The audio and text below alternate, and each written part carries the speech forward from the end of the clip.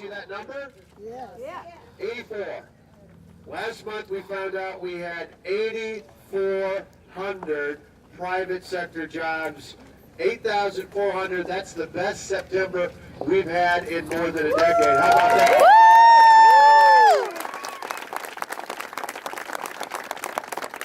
In fact, if you look on Tuesday this past week, September through September, so September last year through September of this year, so just last month, that rates us in the top 4. Not last, not near the last, in the top 4 for private sector job growth in the entire Midwest. That's a message you need to help us get out to your friends, your neighbors, your co-workers, anybody else who can listen, because that shows Wisconsin's on a comeback. Yeah. In fact, the unemployment rate is down to 5.5%. It was at 9.2% at the beginning of 2010 when Jim Doyle was our governor. It's down to 5.5%. That's the lowest in nearly 6 years.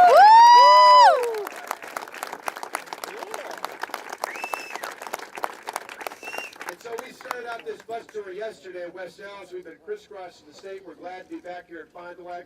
We love coming to Fond du Lac. Jeanette and I are thrilled to have our 2 sons, Matt and Alex, with us. They're both in college. As the Townsends know, they years ago, when my parents are long since retired, my dad was a preacher. They came up here and filled in part-time for a while as a pastor here at Fond du Lac. And they used to bring Matt and Alex up on the weekends when they were about that tall. They're 19 and 20 now, so it's kind of cool to think about things coming back here again. But we've been on the bus tour. Rebecca's been with us. Brad has been with us. Lynn was with us yesterday in Sheboygan, and it's great to see all of you, to see Rick and Jeremy, the great team that we've got assembled here, not just today, but for you down in the state capitol. And we want the chance to do that for the next 4 years. How about that? Yeah.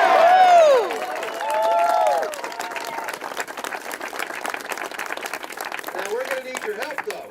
You see, Brad talked about it, but there's a reason why they brought the former president in. There's a reason why the current president's coming in on Tuesday. There's a reason why all over the last couple months, the national big government union bosses have come into this state and said, I'm the #1 target. Not in the Midwest, not amongst governors. I'm the #1 target in America for the Washington, D.C. big government special interest. Why? Because I took their power away and I put it in the hands of the hardworking taxpayers.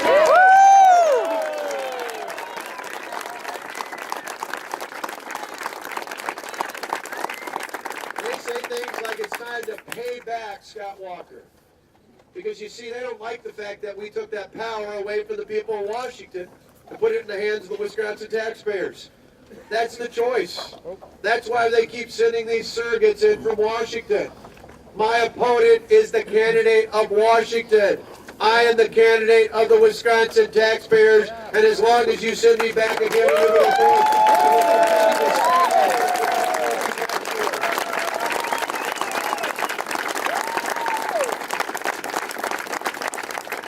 think about it. We took that $3.6 billion budget deficit. I say we because it was the team, the Assembly, the Senate, all this working together. We took that deficit and turned it into a surplus.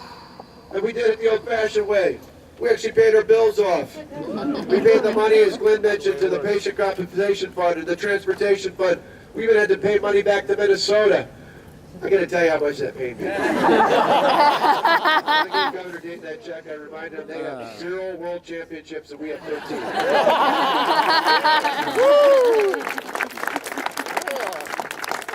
Our rainy day fund is 165 times bigger than we took office, the highest ever been in state history. We have a pension that's the only one in the country fully funded for a state fund. We have paid off the bills. We have put our fiscal house in order. And what do when you get your fiscal house in order? You create a surplus. You give it back to the people who earned it, you, the hardworking taxpayers of the state.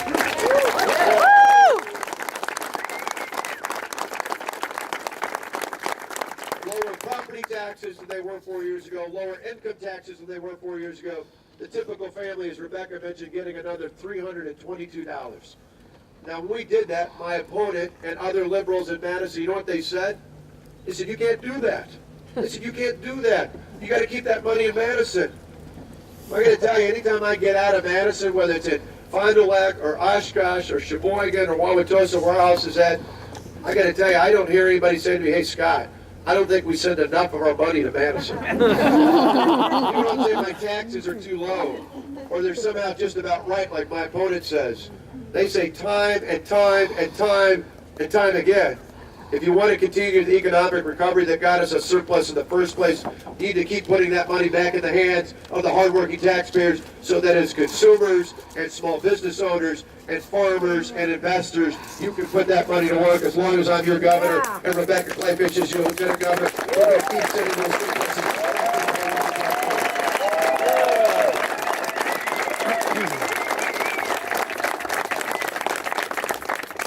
But you see, we need your help. We appreciate you. This is a great crowd. Sunday afternoon, right before the game, this is a great crowd. We're excited about the game yesterday. We're excited about the game tonight.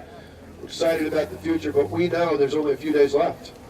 And so we need you to go back and get ready for the Packers game and then figure out how tomorrow and Tuesday and Wednesday and Thursday and Friday and Saturday and next Sunday and again on Monday and up till Tuesday, you're going to help us get the vote out.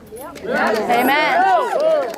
Because you see, they're motivated by people in Washington who want to pay me back.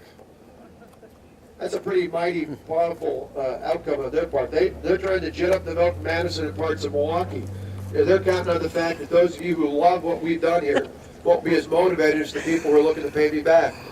But I believe more in the people of the state. I believe that those of you who love the reforms that we've done, who love how we've turned the state around, who love how we took a state that was in trouble 4 years ago and put it on the right path, and even better, how you love how we've got a plan to make it even better 4 years from now, how you know that love can be just as powerful a motivation as any of those people want to pay us back. How about that? Yeah.